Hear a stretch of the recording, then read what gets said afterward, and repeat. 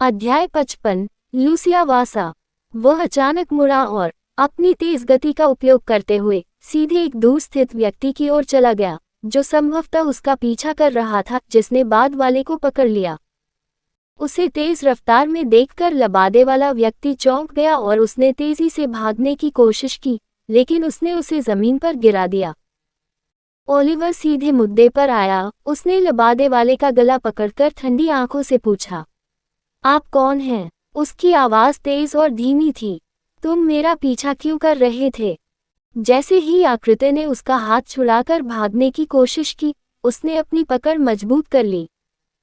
उसने धमकी देते हुए कहा, अगर तुम ज्यादा आगे बढ़ोगे तो मैं सीधे तुम्हारी गर्दन कुचल दूंगा और तुम्हें मार डालूंगा। मेरे सवालों का जवाब दो और मैं तुम्हें जिंदा छोड़ दूंगा। तुम्हें मेरे पीछे आने का आदेश किसने दिया?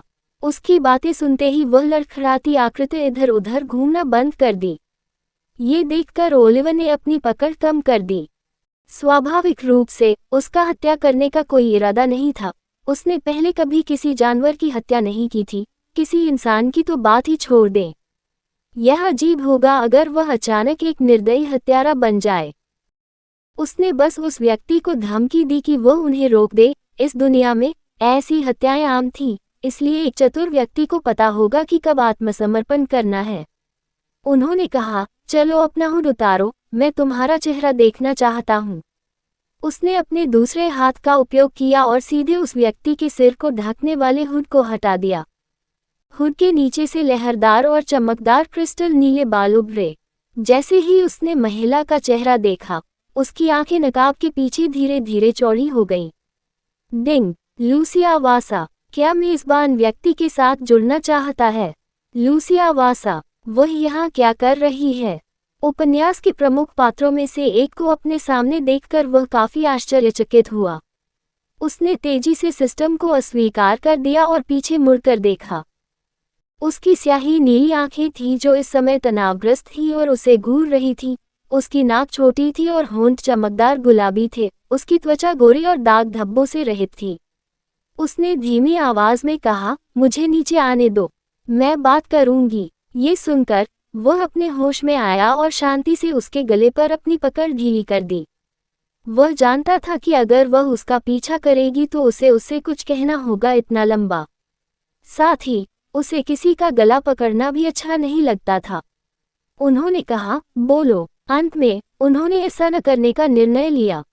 वह उसके कारण के बारे में जानने को उत्सुक था। वह यहाँ क्यों थी और यहाँ क्या कर रही थी? वह समझ सकता था कि वह शायद यहाँ चीजें बेचने के लिए नीलामी में आई थी। मैं लूसिया वासा हूँ। दरअसल जो पत्थर आपने खरीदा था, ठीक है, मैं ही वह हूँ जिसने उसे नीलामी में रखा था। उसने कहा। उसका लहजा थोड़ा लड़खड़ा रहा था, जिससे उसमें आत्मविश्वास की कमी और झिझक दिख रही थी। तो क्या हुआ? ओलिवर ने प्रश्न किया। तो क्या हुआ अगर वह विक्रेता थी? उसने अब कलाकृति खरीद ली थी और वह उसका आधिकारिक मालिक था। और कहने की जरूरत नहीं है, नीलामी घर ने अपने विक्रेताओं को अपने ग्राहकों से सीधे संपर्क करने और चीजें वापस मांगने से सख्ती से मना किया है। उसकी इस हरकत से उसे जीवन भर के लिए नीलामी मंडली से स्थायी प्रतिबंध लग सकता है, साथ ही उसकी व्यापारी स्थिति भी रद्द हो सकती है।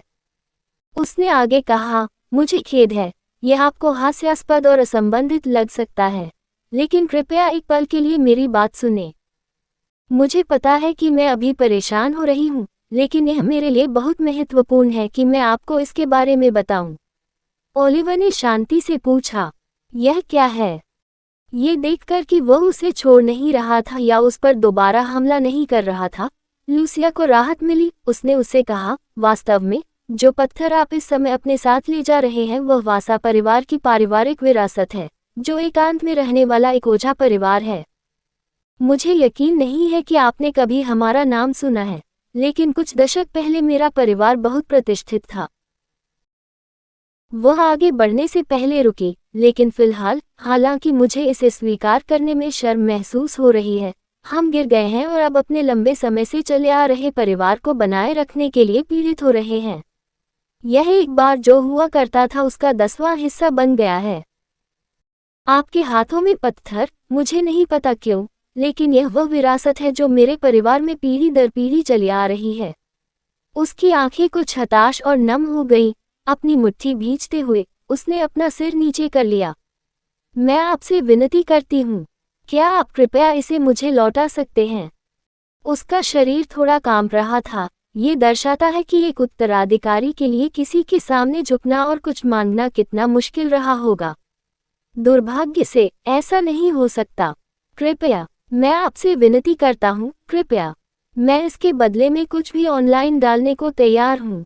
उसने उसे काटा और विनती की। तो फिर आपने इसे पहले ही नीलामी में क्यों रखा, अगर आपने इसे बेचने का कभी इरादा नहीं किया था? उसने रुककर पहले कुछ पूछा। यह एक जटिल कहानी है। उसने कहानी सुनाई कि वो पहाड़ों से कैसे आए और अब उस चीज और नीलामी का क्या हुआ। तो मूल रूप से, संक्षेप में कहें तो, उसके पिता को एहसास हुआ कि उसने घर से कलाकृतियां चुराए हैं और वह क्रोधित और पछतावा था। अब वह मिस्टिक पर्च कबीले में अचानक नहीं आ सकता था, और उन तक पहुंचने में भी उसे काफी समय लगेगा। इसलिए, उसने अपने संपर्कों का उपयोग किया और उसे एक संदेश दिया जिसके माध्यम से उसे पता चला कि जिस पत्थर को वह बेकार और साधारण समझ रही थी वह वास्तव में उसके परिवार की विरासत थी। पहले तो वह चौंक गई, लेकिन उसने अपने पिता पर भरोसा किया और नीलामी कर्मचारियों से पत्थर वापस देने को कहा, हालांकि तब तक बहुत देर हो चुकी थी। उसे लगा कि उस पत्थर के रूप और उपयोग में कमी को देखते हुए कोई भी उस पत्थर को नहीं खरीदेगा। उसने इसे अपने घर से निकलते समय खजाने की तिजोरी से यूं ही उठा लिया था। उसे भी लगा कि पत्थर नहीं बिकेगा, लेकिन जब उसने अपने पिता से सुना कि यह वास्तव में उनकी पारिवारिक विरासत है, तो वह चौंक गई। पत्थर निश्चित रूप से सामान्य नहीं था और सीधे तौर पर अतीत के रहस्य से जुड़ा था जब उसके पूर्वज महान ओझा थे। उसे पछतावा हुआ कि उसने कभी पत्थर नीलाम किया, साथ ही वह इस बात से काफी आश्चर्यचकित थी कि ओलिवर उस विशेष पत्थर के आर पार देखने के लिए काफी उत्सुक था। फिर तुम इस तरह छिपकर मेरा पीछा क्यों कर रहे थे? सीधे मुझसे संपर्क क्यों नहीं किया? वह उत्सुक हुए बिना नहीं रह सका। यह आपके संदिग्ध पहनावे के कारण है। तुमने अपहरणकर्ता की तरह कपड़े पहने हैं, इसलिए। उसने कुछ हद तक सीधे स्वर में बात की, जिससे ओलिवर वाक रह गया। जरा सोचिए, उसने सचमुच संदिग्ध कपड़े पहने हुए थे। एक काली ग्रीष्मकालीन टोपी, पूरे चेहरे को ढकने वाला एक मुखौटा। उसने ऐसे विचारों से अपना सिर हिलाया और उसके अनजान चेहरे की ओर देखा। आह, वह इतनी भोली क्यों है? अगर वह ये बात किसी विलेन किरदार को बताती तो उस कलाकृति को वापस पाना भी एक सपना ही रह जाता। कहानी खत्म, अलविदा।